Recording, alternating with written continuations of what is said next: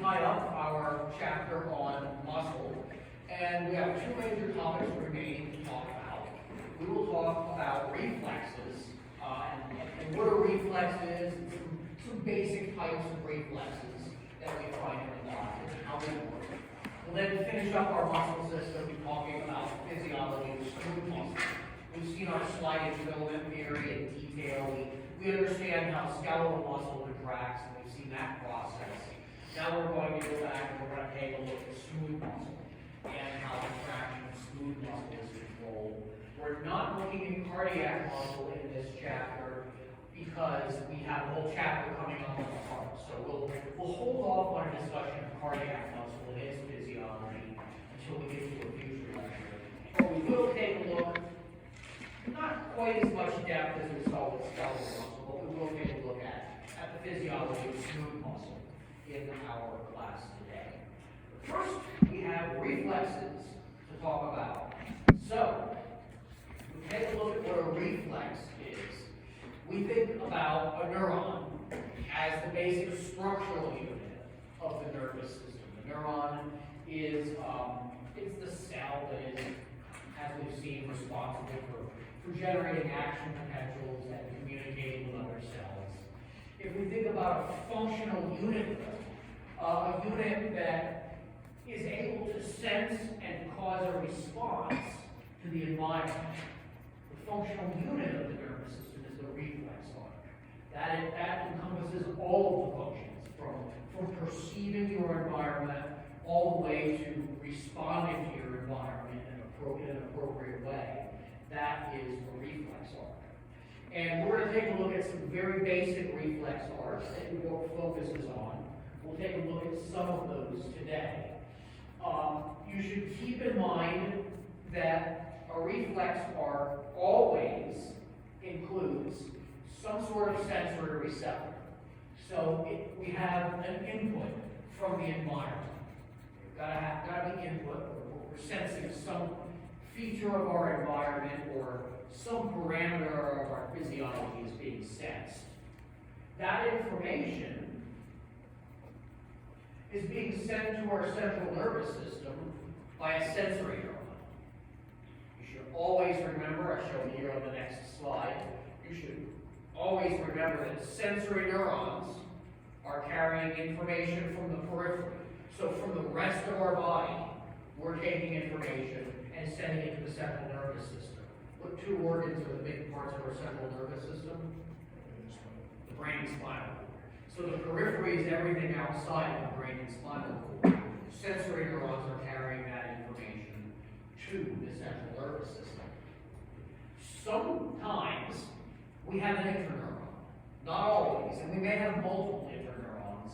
Sometimes there are neurons that are found exclusively in the central nervous system that are necessary for a reflex arc. We don't always see this in our simplest reflex arcs. We won't see an interneuron.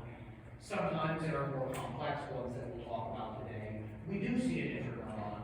Keep in mind that interneurons, I think I put this on the next slide, interneurons are exclusive to the central nervous system. They're just communicating with other neurons at the central nervous system. They're not sending information out or bringing information in to our central nervous system. You can think about interneurons as being involved in processing of information. So there may or may not be some processing of information here by interneurons. But again, if we think about a reflex as a functional unit of the nervous system, it is capable not only of sensing a stimulus, it's also capable of producing a response in the body, so we have to send information out of our central nervous system. That information is sent out by a motor neuron. That motor neuron could be a somatic motor neuron, and we're controlling muscle contraction. It could be an autonomic motor neuron, where we're controlling some sort of involuntary reaction of gland or cardiac muscle or smooth muscle. But we have some sort of motor neuron that is now carrying information out of our central nervous system. And again, motor neurons, by definition, you might think of skeletal muscle contraction, somatic motor neuron, just generally speaking, a motor neuron is carrying information out of the brain and spinal cord, out to the surrounding tissues.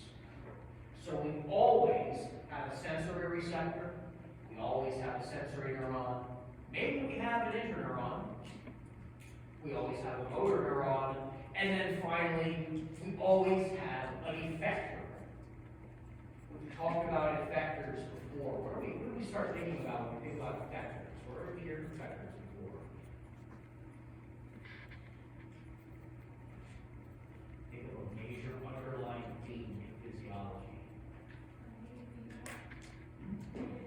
We have negative feedback, we are maintaining homeostasis. So a big role of reflexes is to help maintain homeostasis. We're sending signals to some sort of effector in the body. Typically, when we look at a reflex, we're trying to maintain some form of homeostasis. We typically think about reflexes. What do you think when I say the word reflex? What's the first reflex that comes to mind?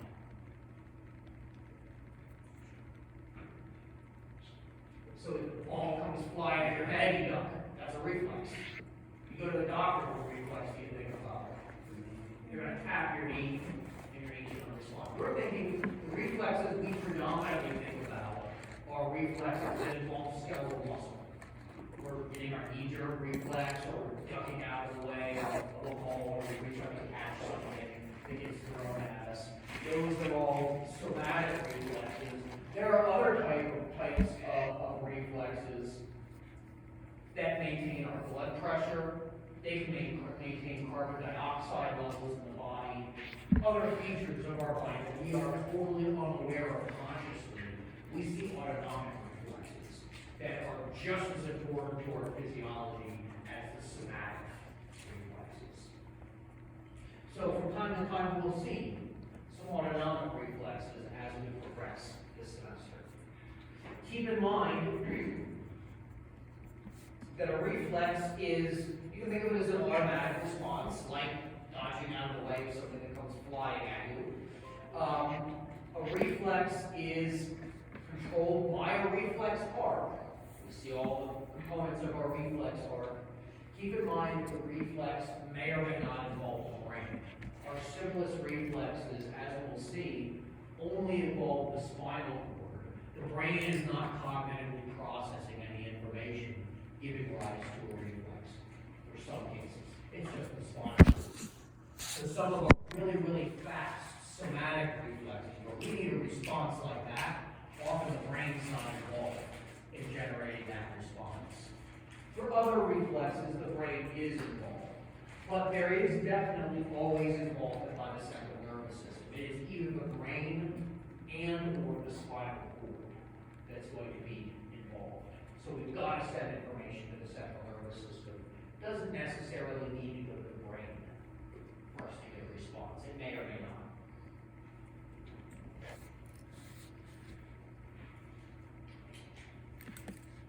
So, reflexes are helping us to maintain homeostasis, preventing damage to our body. We think about our somatic reflexes. We've got plenty of autonomic reflexes as well. For example, helping to maintain our blood pressure. We can classify very generally our reflexes into two types. We've got the monosynaptic and the polysynaptic reflexes, and that are exactly what they say they are. Do we have one, or do we have multiple synapses? All we're looking at here when we talk about a mono or a polysynaptic reflex, we're really just looking at how many neurons are involved. How many synapses do we have? How many neurons have to communicate with one another for this reflex to happen, for us to have our reflex on? If we think about a simple monosynaptic reflex, we'll see one coming up with the knee-jerk reflex. It's monosynaptic. We have a sensory neuron. It comes into the spinal cord.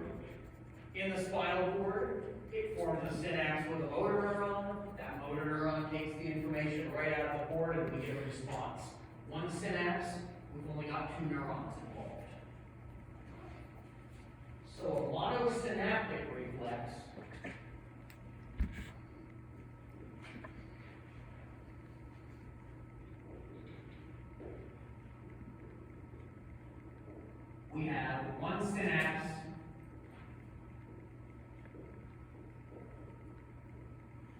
between two neurons. Sensory and motor.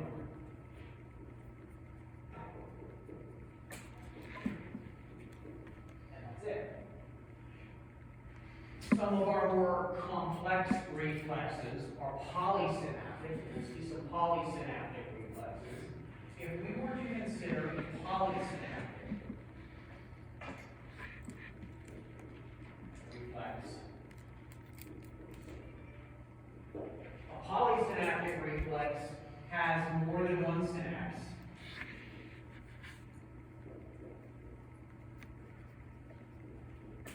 We'll see that a polysynaptic reflex includes at least one interneuron. So we have an interneuron. Remember, interneurons are found exclusively in the central nervous system. So we're getting some amount of processing of signal here. We have at least one interneuron, and we may include more than one motor neuron.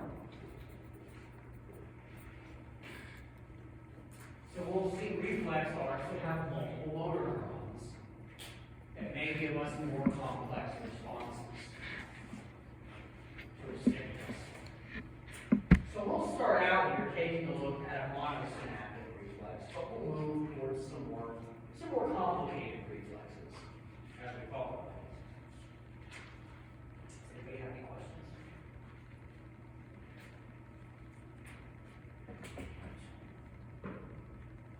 So the first reflex, the simplest reflex we're looking at is the stretch reflex, the knee-jerk reflex. This is, again, the one that we think of when we go to the doctor. They tap on your patellar ligament and you get a knee-jerk response.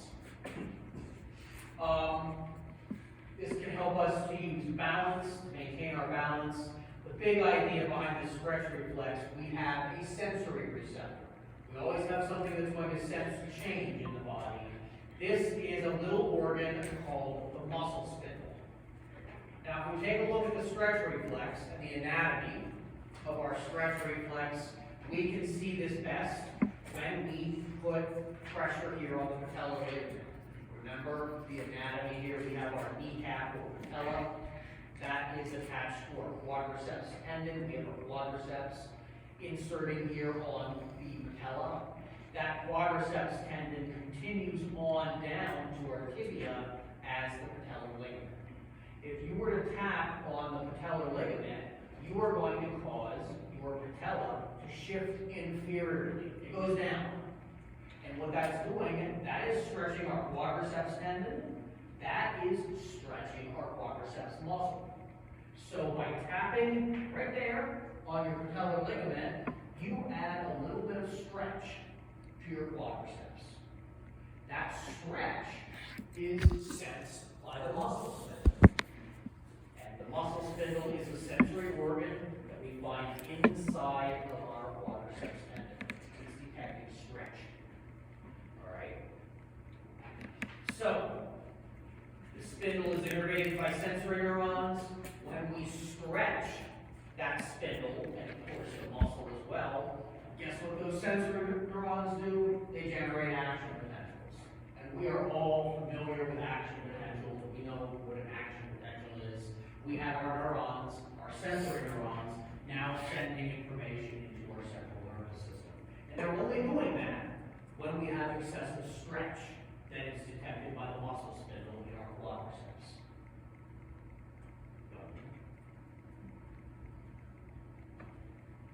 All right. These neurons, these are sensory neurons sending information to our spinal cord. There is a direct communication with motor neurons. Let's look at the anatomy here. Our sensory neurons in this figure are shown in green. Action potentials due to stretch in the spindle. Action potentials are being sent into our spinal cord. We have an immediate and direct synapse here with a motor neuron. Monosynaptic reflex, just one synapse We've got a sensory and a motor neuron. Our motor neuron then, in response to receiving neurotransmitter, it generates action potentials, and it is sending action potentials out to our quadriceps muscle. So we're sending information to our quadriceps muscle.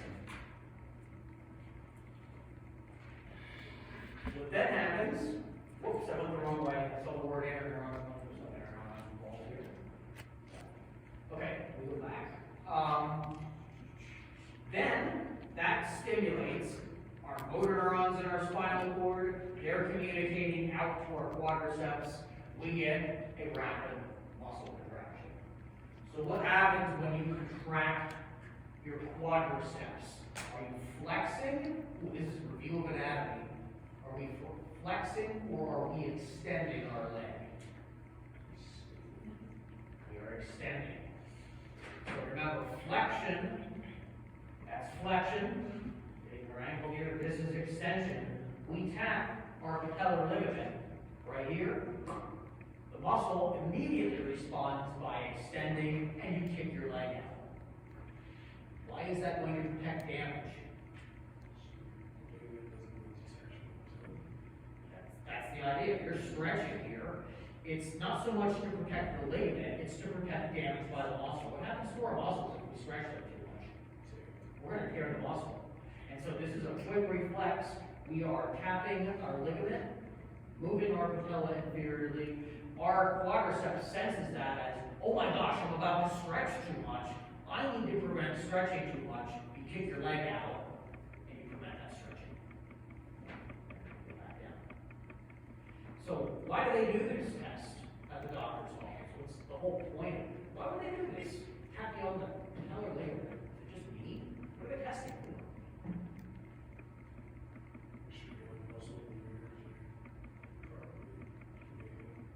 We're testing to make sure that you have proper nervous conduction velocity. If this reflex is working properly, you see virtually an instantaneous response. If they were to tap here and you were to respond slowly, that could indicate a deficiency in neural signal.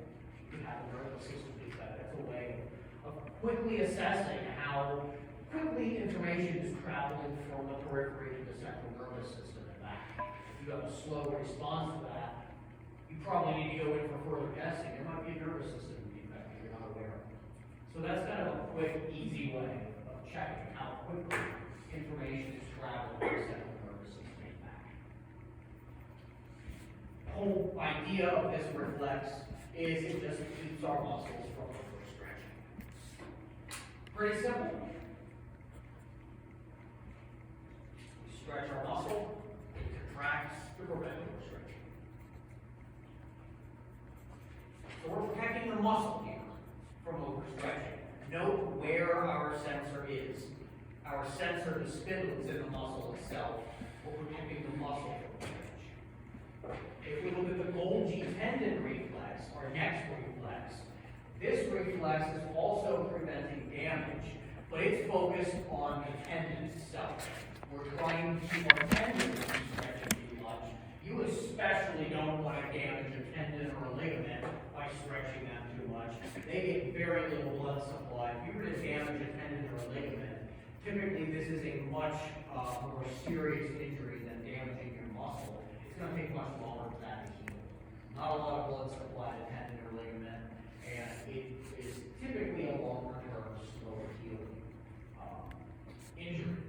So we're trying to protect our tendons using our sensor. This is the Golgi tendon organ. We take a look at our figure here. The Golgi tendon organ is found here in our tendons. It's not found in the muscle, it's found in the tendon. The Golgi tendon organ will activate when we have excessive tension on our tendons. So if we start stretching our tendons too much, this can activate the Golgi tendon organ. We can now send signals to our spinal cord. In this case, we have a synapse with interneurons. So looking at our figure, We have stretched our muscle too much, straining and stretching our muscle, and the tendons that are attaching it to the bone. The Golgi tendon organ is synapsing with a sensory neuron. We're sending information to the spinal cord. Now, we have the involvement of an interneuron. That interneuron here is shown in yellow. So this is now, by its nature, a polysynaptic reflex. We've got more than one synapse. We've got more than two neurons involved. Sensory neuron signals to an interneuron. That interneuron, at its most basic level, is then censoring, it is now signaling to a motor neuron. A little bit different here, though. This interneuron is secreting inhibitory neurotransmitters. This is a big reason why we have the interneuron involved. It's secreting inhibitory neurotransmitters that is decreasing signaling by our motor neuron. So in the Golgi tendon reflex, the interneuron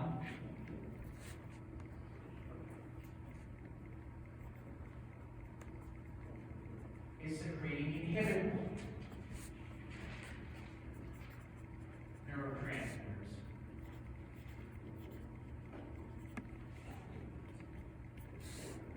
This has the result of decreasing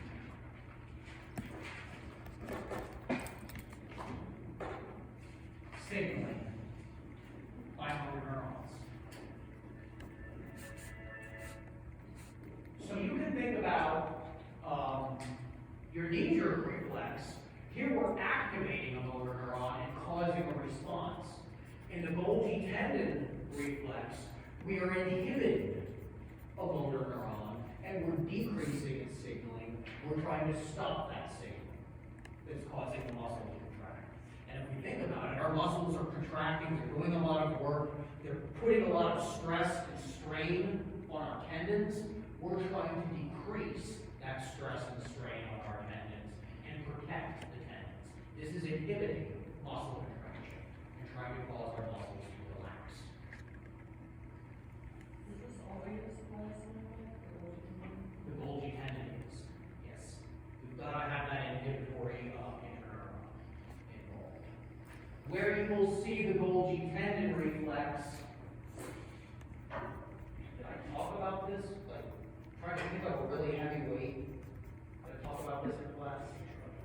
Then you drop it. What was I talking about? What was the context? Muscle fatigue. Okay, this is different from muscle fatigue. Your muscles may not be fatigued at all here. You might just be trying to lift that heavy weight, and then you just drop it. Certainly, if you've been working really hard and exercising and your muscles are getting tired, they may just give out. This is actually a reflex that is independent of fatigue. You're bending over, picking up a heavy weight, you're putting a lot of stress and strain on tendons, and then you just drop that weight.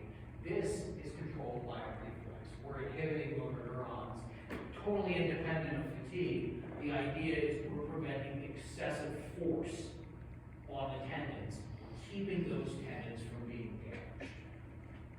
For a moment there, I thought I had talked about this. It wasn't those ones, we were sick. So I want you to keep this separate in your mind from fatigue. You might drop something because you become fatigued. You just can't keep on generating the force that you have been generating. Here, the muscle may not be fatigued at all. It may have just started contracting. You have this signal coming from the spinal cord saying, whoa, stop it. You're doing too much. You're going to damage the tendon. You're going to damage the ligament. And then you just drop our weight. Sound good? Comfortable?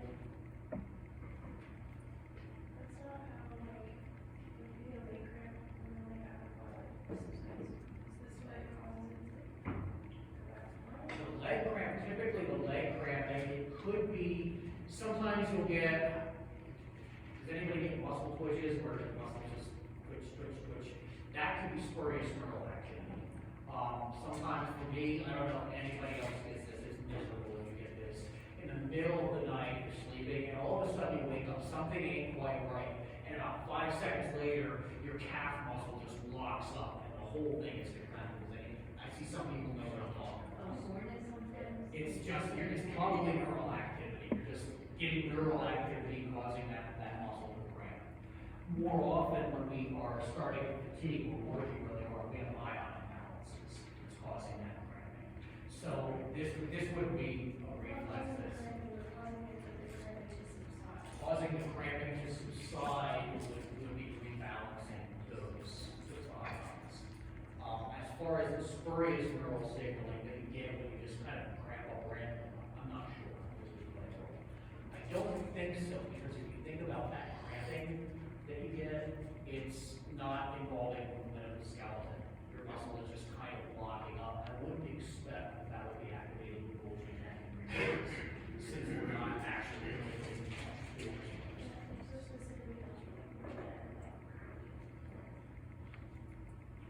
Reasonable? So that's our Golgi tendon reflex. Did I say everything? Yeah. So we're inhibiting the muscle from contracting, reducing tension on our tendons, preventing damage. Sound good?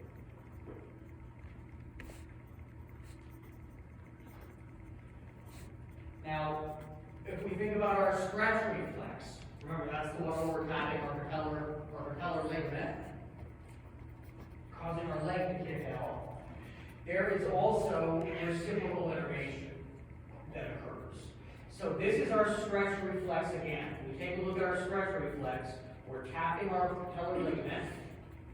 We're causing stretch here in the muscle. Muscle spindle sends a signal to our sensory neuron. All the way in and around here to our motor neuron. There is our monoceps in active reflex arc. Back here to our quadriceps causing it to contract.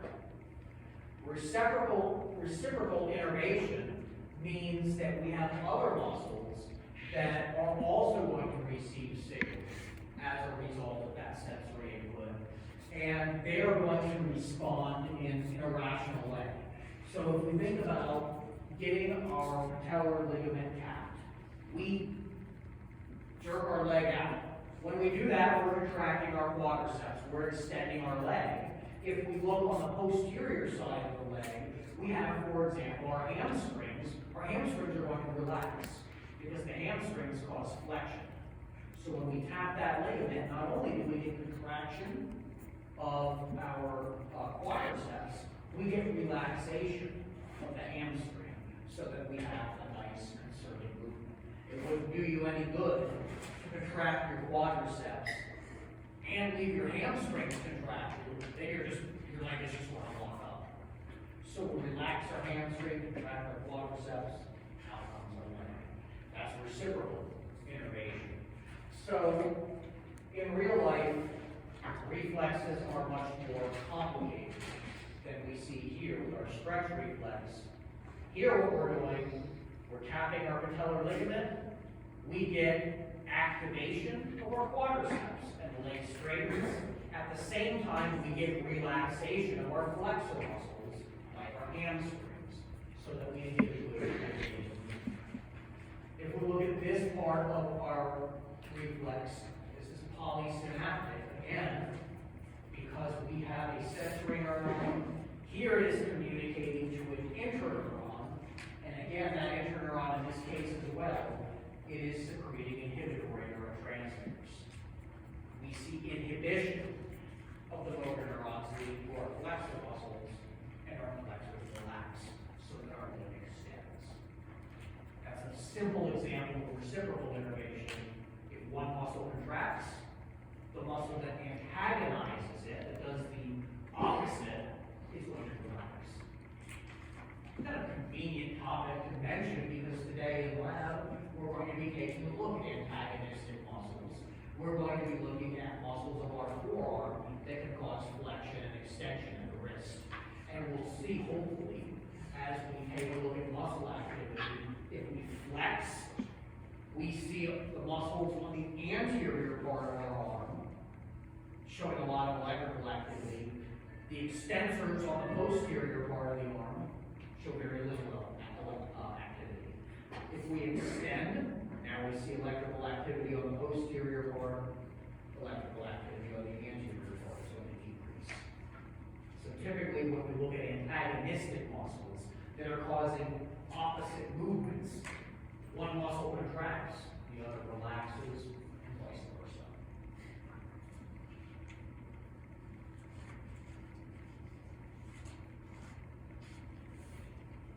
Just a little bit of intro to today's lab.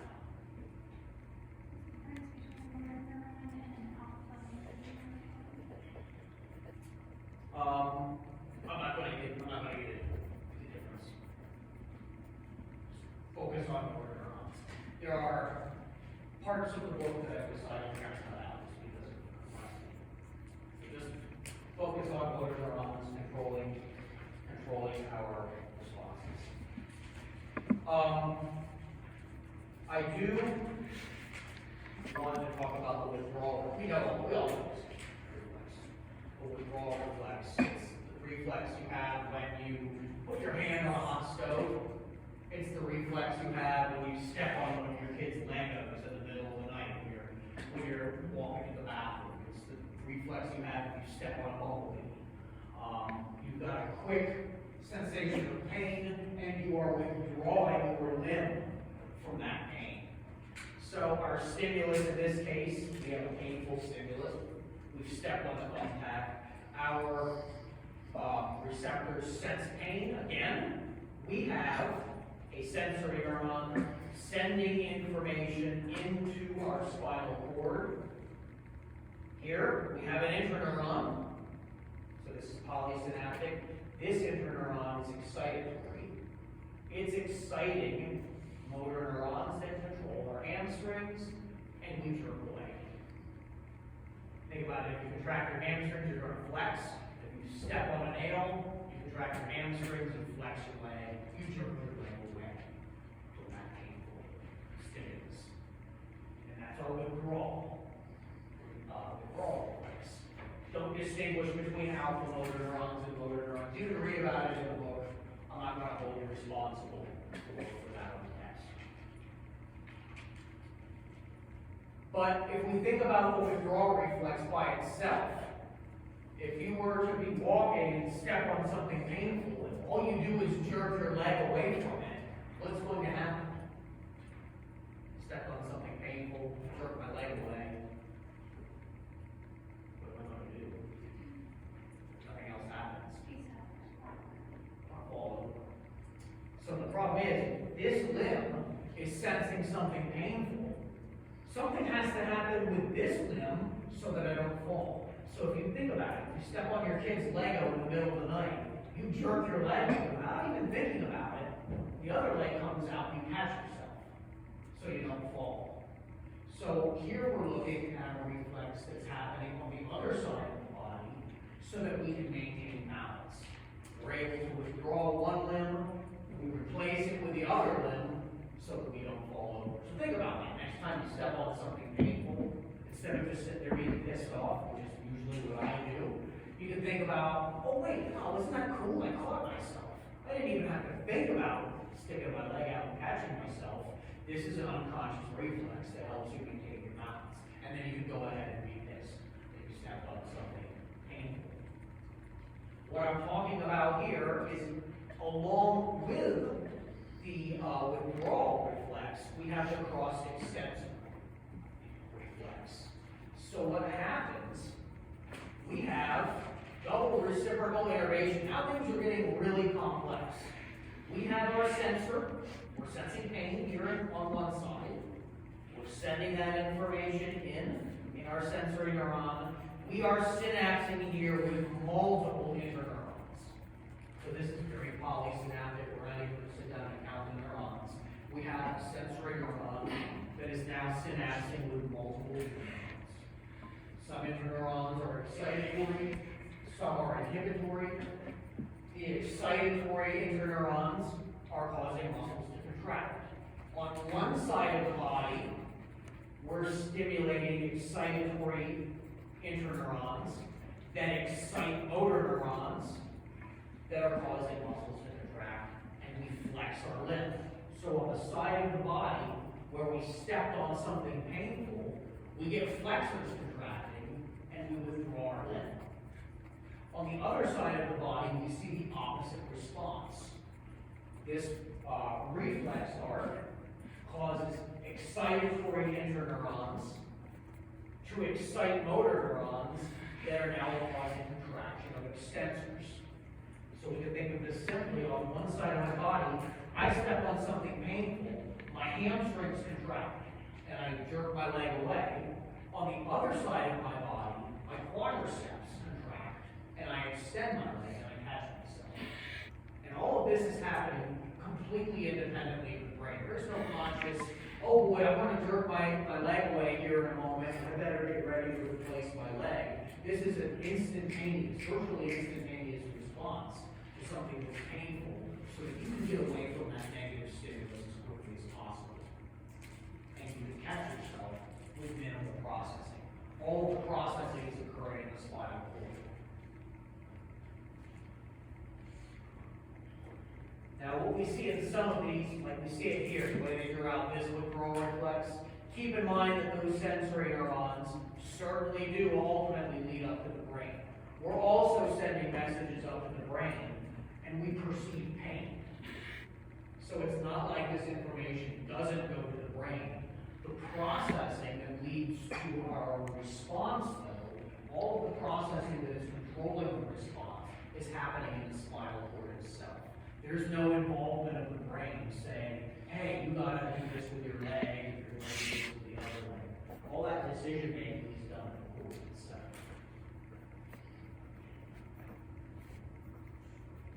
Keep in mind, we also have inhibitory motor neurons. Here we're seeing reciprocal innervation. We call it double reciprocal innervation because it's happening on both sides of the body, where we have inhibitory interneurons that are blocking motor neuron activity on one side of the body. We're blocking the extensor from contracting, so again, that allows our leg to flex. On the other side of the body, we're blocking our flexors from contracting and beyond extension. So we essentially see the reflex happening on both sides of the body, opposite effects on both sides of the body, so that we catch ourselves when we withdraw out on that. Lots of interneurons involved here, both excitatory and inhibitory, and we get a good processing, coming up with a rational response without processing by the brain.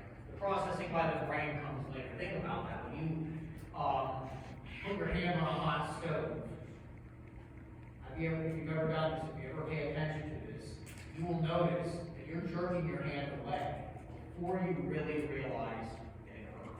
You don't realize, ow, holy crap, that hurts, until your hand has already been removed. That's showing you that the processing, it's not happening up here. It's happening in the cord. You have that split second before that information goes up to the brain, and you say, wow, that really hurt. If you step on something painful, you're jerking your leg away before you even realize that hurt. So that conscious awareness shows up. So next time you have that reflex, next time you have that response, tamp down the anger and think about that. Say, wow, I really did jerk my leg away from that before I felt that pain. All that processing is going on in your spine. So the spinal cord certainly is capable, it's not capable of cognition, but it's capable of controlling certain physical reflexes. Other reflexes that we'll see later on this semester, they do involve parts of our brain stem that are going to control reflexes, such as reflexes to help control the blood pressure or carbon dioxide levels. A lot of our somatic reflexes right here in the cord. Any questions about reflexes? That sort of makes sense?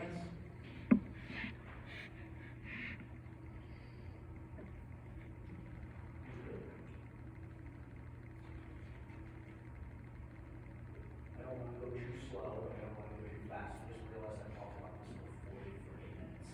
That's ridiculous. Time flies when you're having fun, doesn't it? I always swear that was 20 minutes.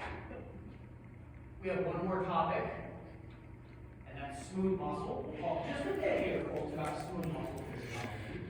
It's different from the way that our skeletal muscle contracts. It's also different from the way that our cardiac muscle contracts.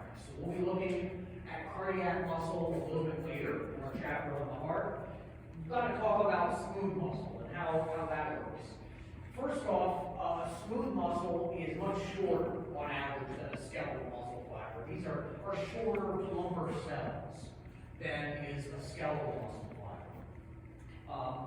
And we have much longer sarcomeres. So we can get a lot more overlap between our thin and our thick filaments.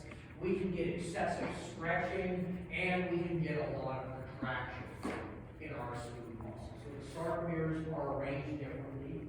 Also notice in this figure here, the sarcomeres are not all arranged in the same direction. When we look at skeletal muscle under the microscope, it has a striated appearance. Because all of the sarcomeres are running in the same direction, we get that banded appearance that we see. We don't see this with smooth muscle. It's not because smooth muscle doesn't have sarcomeres. It's because the sarcomeres are all running in different directions. And so we're not just contracting in one direction. When the sarcomeres in smooth muscle contract, rather than just shortening the cell, like we see in skeletal muscle, they kind of compress and squeeze the cell. And then they relax and the cell expands. And they can squeeze the cell. We're contracting in multiple different planes when smooth muscle contracts. So again, look at our sarcomeres going in all different directions. We're going to squeeze that cell and kind of bunch it up because the sarcomeres don't all go in the same direction. We don't have Z-discs because our sarcomeres are arranged differently. Instead, we have structures that you can think of as analogous to the Z-discs. These are called the dense bodies. At the dense body, this is where we find our thin filaments attaching. What's the dominant protein we find in our thin filament?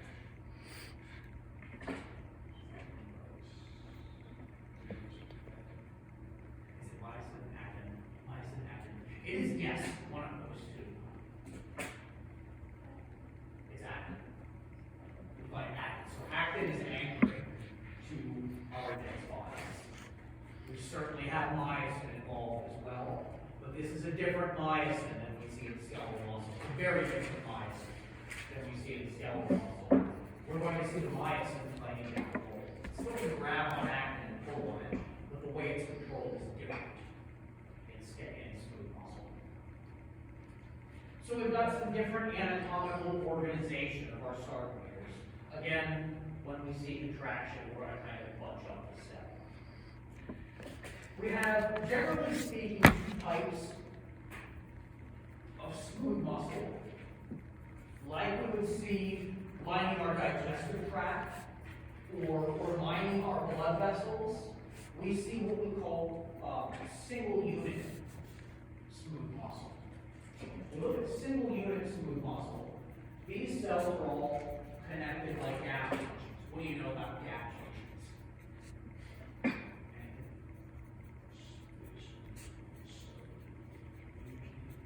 They allow communication between cells. It's an attachment between cells that allow them to communicate. It allows something to freely move between cells. Not interneurons, not neurotransmitters. If we see communication between cells like gap junctions, they're not using neurotransmitters at all to communicate with one another. It's ions. How are ions passing from cell to cell?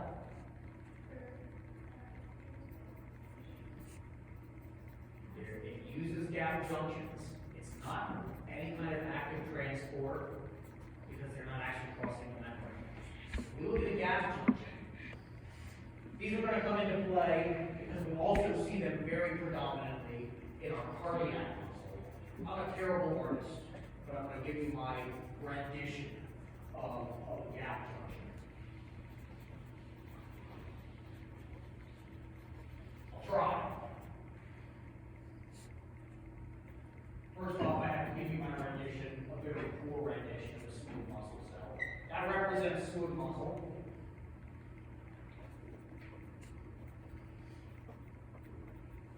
And we're going to draw another one. We've got two smooth muscle cells enclosed close proximity to one another. If we were to look at a gap junction, that little thing right there represents our gap junction. This allows our cells to share their cytoplasm. So when we see signals passing from cell to cell, it's not a neurotransmitter, there's not another cell that's relaying that signal, it's passing directly through the cytoplasm, through these little pores that are connecting our cells. So the gap junction allows the cells to share cytoplasm. So if the concentration of something changes in the cytoplasm of this cell, those molecules can diffuse right directly through the gap junction into neighboring cells. So let's say physiologically something happened to our top cell that caused an influx of sodium ions. Let's say all of a sudden sodium ions are coming flooding into this cell. What might cause that? Why would sodium ions flood into the cell? Have we heard this before? It's generating an action potential. If we're generating an action potential in smooth muscle, we see sodium ions flooding into our cell. Those sodium ions build up to a high concentration in this cell, and our cell depolarizes, and it's going to have a response. Those sodium ions can also just move directly into the next cell, right through the gap junction, and guess what the next cell is going to do? It's going to respond. It's going to depolarize. Maybe we have another gap junction with another cell. I'm going to try to run that cell. We have another gap junction with another cell. Those sodium ions can move into the next cell, and it will respond. So what we can see in single unit smooth muscle, because our cells are all connected by gap junctions, if we see cells like this one and this one, if they are stimulated to respond and they generate an action potential, the ions flow through gap junctions into neighboring smooth muscle cells, and all of the neighboring cells are going to respond as well. You cause one cell to depolarize, you cause its neighbors to depolarize. They depolarize, their neighbors are then going to depolarize. So now the peristalsis works And we get a nice coordinated contraction that spreads very evenly across that muscle. It tends to spread very slowly. Smooth muscle tends to contract and relax very slowly. This is helping us to give rise to peristalsis. Once you swallow your food, peristalsis takes over, it carries that bolus of food down to your stomach. These same waves of contractions are moving that bolus of food through your intestinal tract. And this is what we call single unit smooth muscle, because we have, in this case, an autonomic neuron. Remember, autonomic neurons are going to communicate to our smooth muscle. They're secreting neurotransmitters, causing this muscle to contract. All of the neighbors contract, and we get a nice coordinated contraction. We're also going to see a similar organization when we look at cardiac muscle. We're going to see that all of the cells of our heart have gap junctions. All that cardiac muscle are connected to other cardiac cells by gap junctions. If a few cells depolarize, ultimately, everybody in the heart is going to depolarize. We get a coordinated contraction and relaxation of the heart, allowing it to pump blood efficiently through the body. So a big fundamental difference between skeletal muscle and smooth and cardiac muscle is that smooth and cardiac muscle are connected by gap junctions. If one cell contracts, their neighbors are going to contract as well. If we look at motor units in our skeletal muscle, you can think of these muscle fibers as being isolated from one another. If we have 10 muscle fibers next to one another, and they're being communicated to by 10 different motor neurons, one can contract and have absolutely no effect on the other skeletal muscles that are surrounding them, because they're not connected by gap junctions. So, not all smooth muscle is like this. Most of our smooth muscle is like this. This is what we call single unit smooth muscle, connected by gap junctions. And very importantly, I'm not going to get into the details here. Some cells function as pacemakers, and the cell can contract on their own. It's become very important when we talk about our heart. But the big idea here is that our smooth muscle doesn't necessarily need an autonomic signal in order for it to contract. There are pacemaker cells that will just depolarize. Every now and then, they'll just depolarize on their own without being signaled to it all. You never see this in skeletal muscle, and neurons don't do this either. But smooth muscle and cardiac muscle can do this. They will just spontaneously, at the drop of a hat, they will depolarize and we'll start seeing our muscle contract and relax. Can you just give an example of when that happens? It happens in our digestive tract. So think about nervous and endocrine signaling as modifying motility along our intestinal tract. Think about endocrine signaling, which we're going to talk about soon. If I were to just randomly call a person in class and ask you to come in front of the class and explain a topic to the class, how are you going to feel right here? What's your response going to be? I know exactly what my response would be. I'm putting you on the spot. Get down here and talk to the class. How are you going to feel in your guts? You're going to feel a little nauseous, a little bit queasy. Here you're looking at endocrine effects on smooth muscle contraction. So the endocrine system can help control that. If you are working out, you're going to decrease autonomic signaling to your intestine. You're going to decrease intestinal motility. But it doesn't stop. Even if you stop all autonomic signaling, maybe you sever the vagus nerve, you're still going to have, you don't lose if you cut your vagus nerve, temporary nerve, that's controlling much of our autonomic function down here in the body. If you were to cut that nerve, it's not like, well, I can't swallow food anymore, nothing's going to move through my digestive tract. The digestive tract still works in the absence of that neural signaling. It can spontaneously depolarize and still move things through the digestive tract. That was kind of a clumsy way of answering that.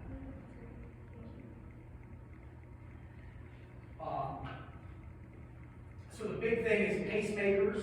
We will see how pacemakers can make their own action potential, and they can cause their neighbors to contract.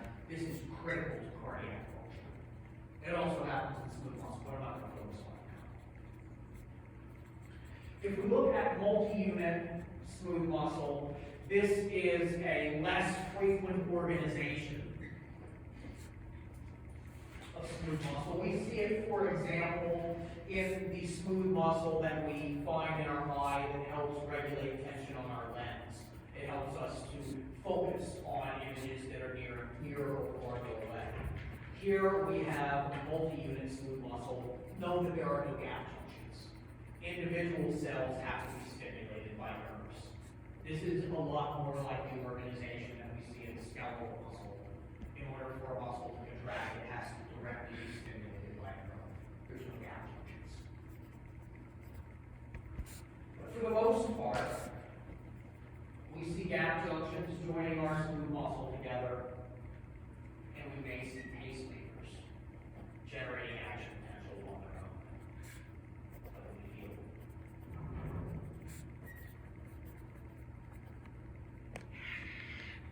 Let's take a look. I'm a molecular biologist. This next stuff is the stuff I really like. I like looking at how things function on a molecular level. So I'm a little biased in this class, but I really like thinking about, well, what on the molecular level is happening to cause our smooth muscle to contract. I believe, folks, that I took these figures from another textbook. I don't think these are figures from your book. Right? Your book does have figures looking at this, but I'm not happy with that. It just shows things a little better.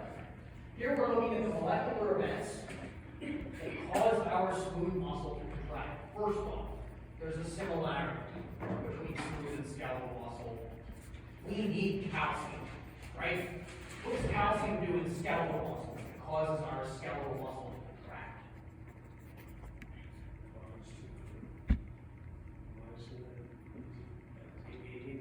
You're close. It allows myosin to interact with actin. The calcium doesn't bind to myosin or actin.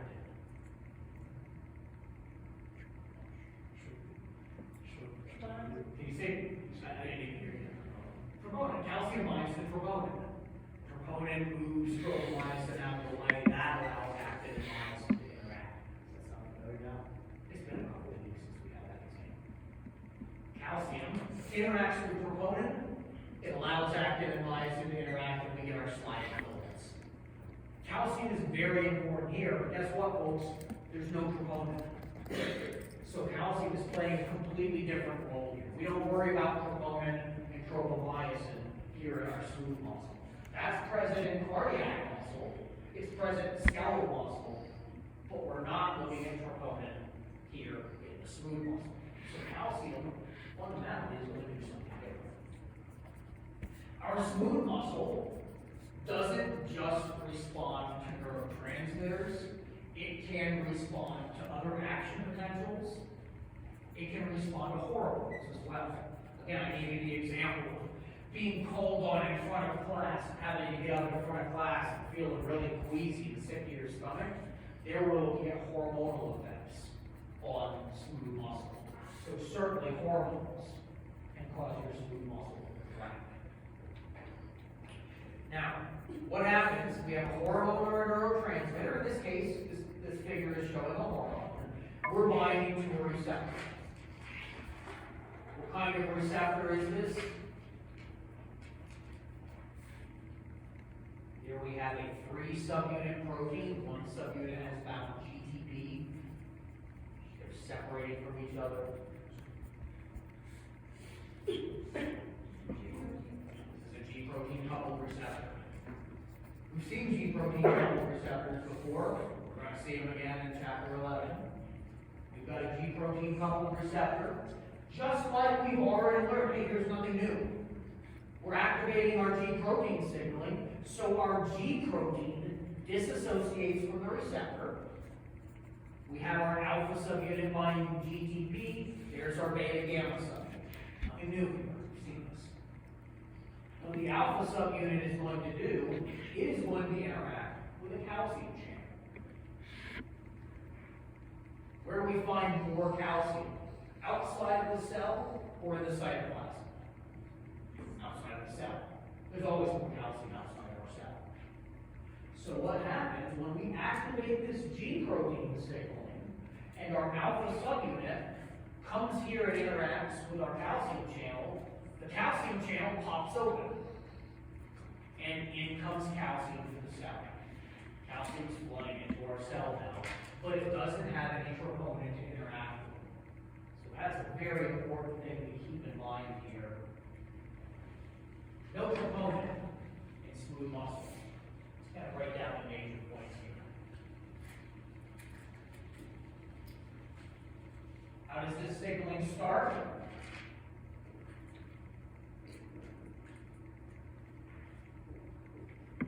We have a neurotransmitter or a hormone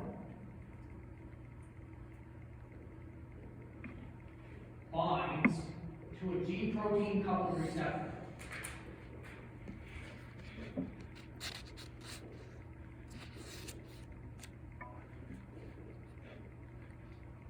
We've seen that there are 3 subunits of our G protein. There's an alpha, beta, and gamma. In this case, the alpha subunit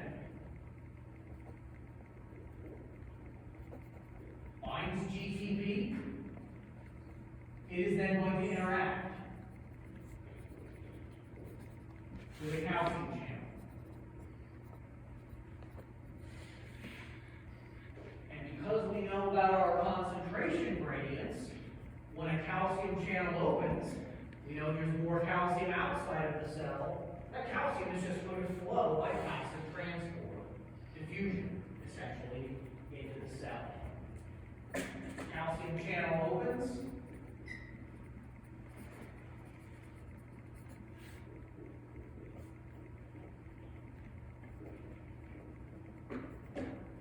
calcium floods into the cell. But there is no troponin. So in order for this muscle cell to contract, in order for us to get our sliding filament theory occurring, something different must happen physiologically in our cell.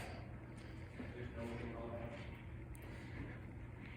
What the calcium does, when it comes in, shown by these little green spheres, calcium binds to a protein called calmodulin. So calcium binds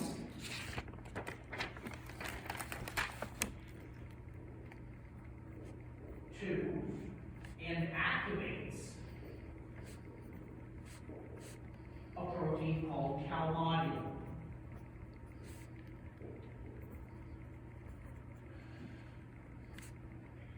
Calmodulin is a protein that can carry out different physiological functions in the cell. Different cells can respond to influxes of calcium using calmodulin, and you can see different responses occur. Importantly here in smooth muscle, when calmodulin is activated, calmodulin binds to an enzyme called myosin kinase.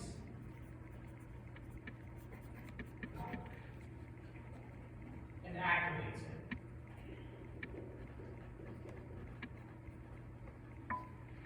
I think we all know what myosin is. I think we know what an ACE suffix means. You see ACE, what is that? It's an enzyme. So we have an enzyme that has something to do with myosin.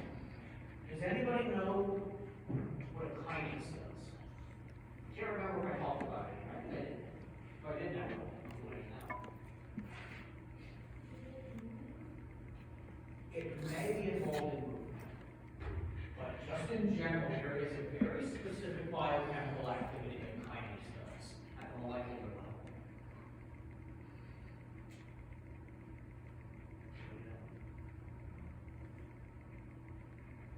A lot of literature on cell signaling and cell responses. If you hear about kinases, a kinase, by definition,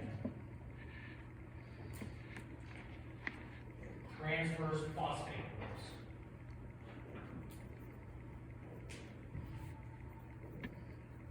So we have an enzyme that is activated.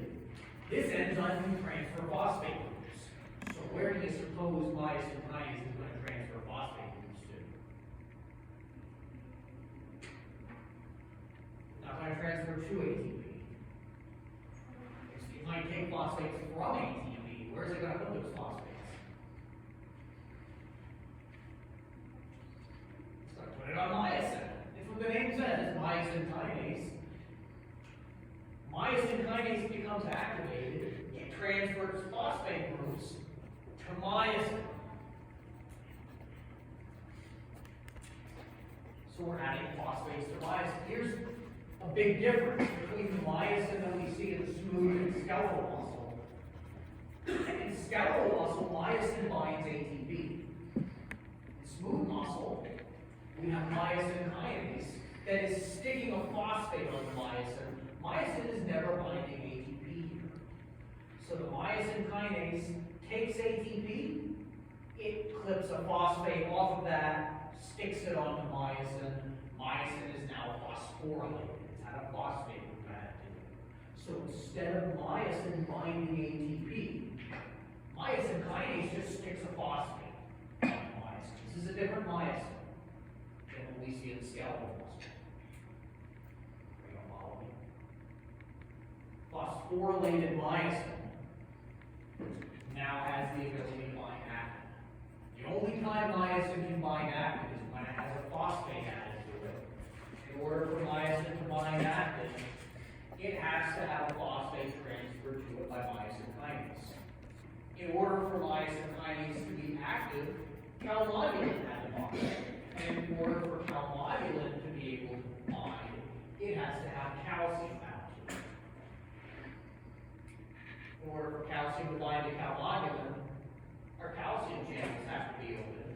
And in order for those channels to be open, we have to have been signaled by a neurotransmitter or hormone. So now we have phosphorylated myosin heads.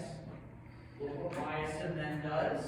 It can grab onto actin, and we can have our sliding zones. As long as myosin kinase is active, myosin gets phosphorylated over and over again, and it's just grabbing on actin. Those actin filaments are really long, and we're bunching up our smooth muscle and grabbing it.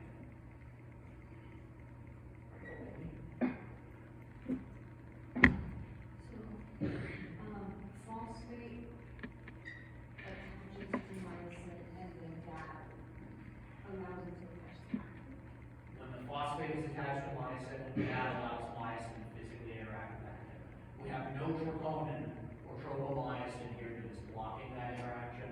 The only thing that is blocking the interaction between actin and myosin is the phosphorylation state of myosin. If myosin is phosphorylated, it's going to grab right onto actin. Nothing has to move out of the way. If myosin is not phosphorylated, we have no interaction.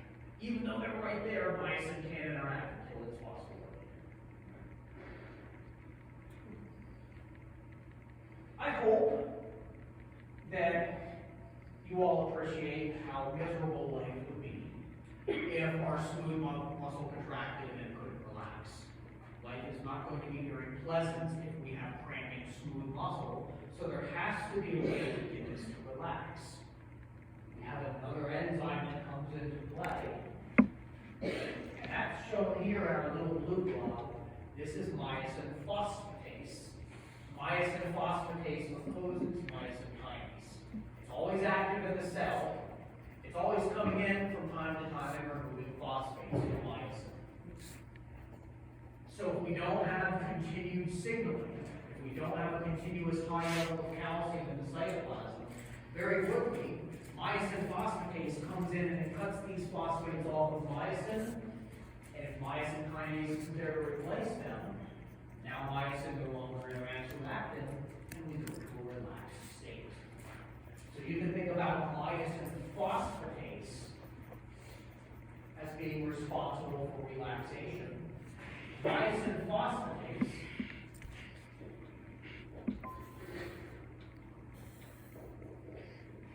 removes phosphate from myosin.